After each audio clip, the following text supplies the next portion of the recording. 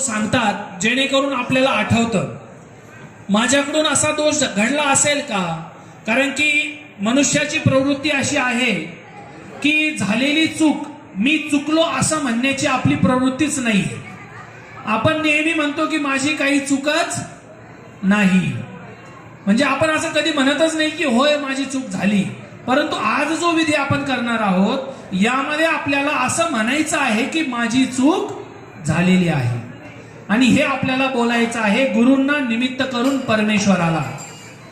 सर्वच दोष आपण जे सकाळ संध्याकाळ दंडवत घालतो त्या दंडवताने सर्वच दोषांच्या क्षमा होईलच याची गॅरंटी नसते बंधूंनो। शास्त्रामध्ये काही दोषांना उक्त करावं लागतं गुरु समोर, कारण की गुरु समोर दोष उक्त करत असताना जी लज्जा निर्माण होत असते ती लज्जा आपल्याला तो दोष पुन्हा न करण्याची ताकद देत असते बंधूंनो।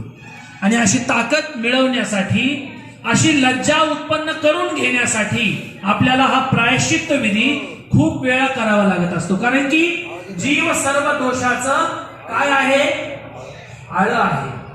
आणि असे अनंत दोष आपल्या पोटामध्ये असल्यामुळं, आपल्यामध्ये सामावलेले असल्यामुळं, आपल्याकडून होत असल्यामुळं हा विधी अत्यंत महत्वपूर्ण विधी आहे।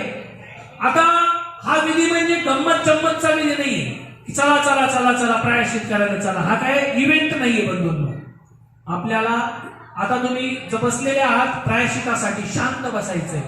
जे जे दोष आपल्याला आठवत असतात, मी कोणाची चूक नसताना कोणाला बोललो असेल, कोणाबद्दल मी जळफळाट केला असेल, मी किती वेळा खोटं बोललो असेल, मी माझ्या वडिलांना खोटं बोललो, माझ्या आईला खोटं बोललो, माझ्या भावाला खोटं बोललो, म्हणजे आपण जेवढं काही चुका केलेल्या आहेत या चुकांना आपल्याला बसून आठवायचे बंधू।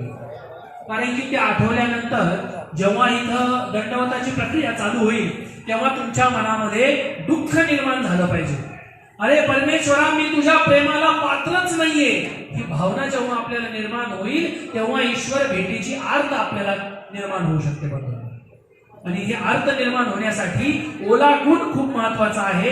हा ओला गुण जो आहे हा ओला गुण या प्रायश्चिताच्या माध्यमातून आपल्यामध्ये येऊ शकतो। आजची ही प्रायश्चिताची जी व्यवस्था आहे